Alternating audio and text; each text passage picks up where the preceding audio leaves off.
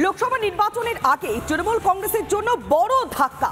কেননা তৃণমূল কংগ্রেসের বর্ষিয়ান নেতা তাপস রায় তিনি আগে সম্পর্ক ছিন্ন করেছিলেন, তারপরে তিনি যোগদান করলেন কোথায় না বিজেপিতে। তিনি আজ সকালেই জানিয়ে দিয়েছিলেন যে তিনি আজ ঠিক বিকেল 5টা নাগাদ বিজেপিতে যোগদান করবেন। তারপরে ঘাসফুল ছেড়ে পথ দিলেন তাপস রায়।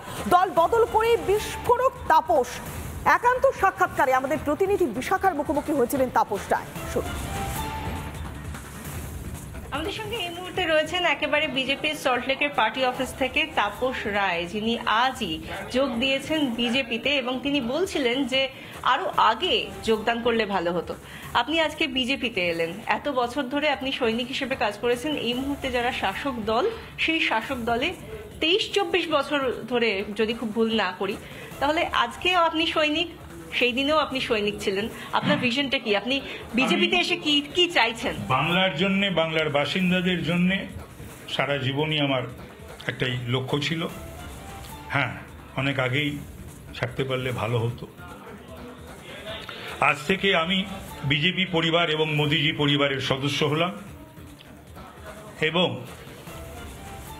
যে কটা দিন আর পলিটিক্সে আছি, রাজনীতিতে আসি, আমি বিজেপির যে চিন্তা ভাবনা কর্মধারা তার সঙ্গে নিজেকে যুক্ত করব, কাজ করব। জেলা এবং রাজ্য নেতৃত্ব আমাকে যেভাবে তারা পরিচালনা করবে, কাজ দেবে, আমি সেই কাজ সুচারুরূপে পালন করব। আপনি এতদিন ধরে, যখন 52 দিন ধরে আপনার অনেক অভিমানের পাহাড় জমেছিল শাসক দলের, যখন আপনি সৈনিক ছিলেন তখন আপনি বলছিলেন যে ইডি হানা হলো অথচ কেউ আপনার বাড়ির কোনো খোঁজ নিল না। আপনি কেমন আছেন? কারণ অনেক, আমি বলছি কারণ অনেক, ওটা মূল নয়, কিউমুলেটিভ এফেক্ট, বহু ব্যথা যন্ত্রণা দুঃখ। আচ্ছা, আমরা তো যে কথাগুলো আমরা বলতাম রাজ্যে ধারাবাহিকভাবে বছরের পর বছরে, আজকে বকটুয়া কেন হবে? বকটুই। আজকে সন্দেশখালী কেন হবে? কেনই বা এই ধরনের সমস্ত দস্যু, জলদস্যুদের, দুর্বৃত্তদের, দুর্নীতিগ্রস্তদের কেন সমর্থন করা হবে বা তাদের পাহারা দেওয়া হবে? সরকার পাহারাদার কাজ করবে কেন? সরকার পাহারা দিচ্ছিল এদেরকে, এখনো দিচ্ছে। মানে কি, এই যে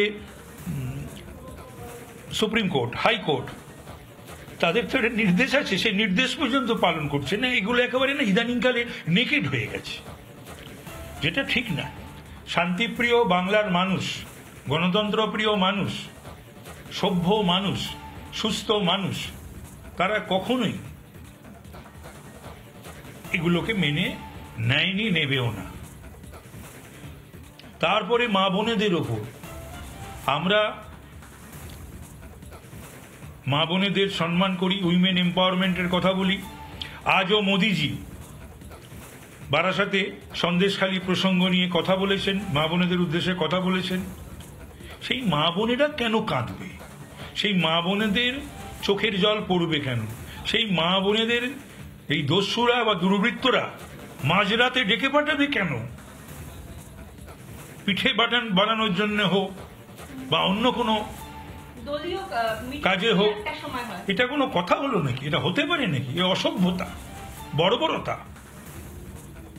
আমরা দেখতে পেয়েছি যে আপনি যে সময়টায় দলবদল করলেন, সেই সময়টা কার্যত লোকসভা ভোটের নির্ঘণ্ট ঘোষণা করার, যে কোনো মুহূর্তে ঘোষণা হতে পারে।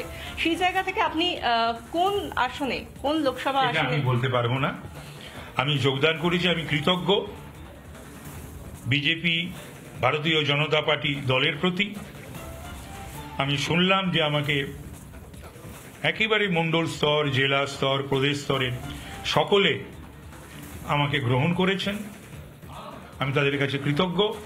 তারা এবার যেভাবে আমাকে কাজ করতে বলবেন, ব্যবহার করবেন, দে আর এট লিবার্টি টু ডু সো।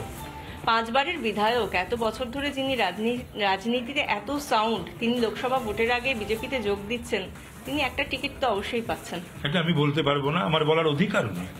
আমি বলতেও পারবো না, বলার অধিকারও নেই। কারণ একটি দলে সবে মাত্র আমি যোগদান করলাম, দলের একটা স্ট্রাকচার আছে, সর্বভারতীয় দল। তো সুতরাং এখনো বহু কিছু আমার জানা বাকি, জানতে বাকি, দেখা বাকি, বোঝা বাকি। আমি সেইগুলোকে জানার, বোঝার চেষ্টা করব। আরেকটা প্রশ্ন, আমরা দেখেছি বারবার শুভেন্দু অধিকারী বারবারই বলেন যে তৃণমূল কংগ্রেস প্রাইভেট কোম্পানি। আপনি এতদিন সেই প্রাইভেট কোম্পানিতে ছিলেন, এবার কি সেই দলকে আপনি বিজেপি থেকে এসে প্রাইভেট কোম্পানি বলবেন? আর যদি বলেন সেটা কেন বলবেন? বিষয়টা হচ্ছে কি, এমনি রিজিওনাল পার্টি বা স্টেট পার্টি সেটা ব্যক্তি কেন্দ্রিকই হয়, নাথিং নিউ। সর্বভারতীয় দল তার একটা আলাদা দৃষ্টিভঙ্গি থাকে। আর যেখানেই ভারতবর্ষে দেখবেন যে আঞ্চলিক বা রাজ্য দল, সেগুলো ব্যক্তিকেন্দ্রিকই হয়।